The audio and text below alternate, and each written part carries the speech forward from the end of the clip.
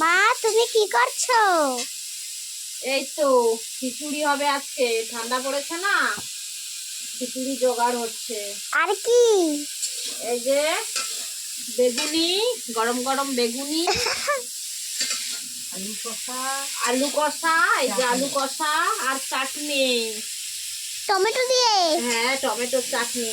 এইগুলো এইগুলো দেখো, ওইগুলো কি হবে? এইগুলো তো সবজি খিচুড়িতে পড়বে। বরবটি, এইটা কি? ওটা মশলা হবে খিচুড়ি। এইটা? খিচুড়ির মশলা এইটা হবে। এটা এটা কিসমিস, তাই না? ওটা কিশমিশ। তেল সব জায়গার আছে। হ্যাঁ, আজকে খিচুড়ি হবে।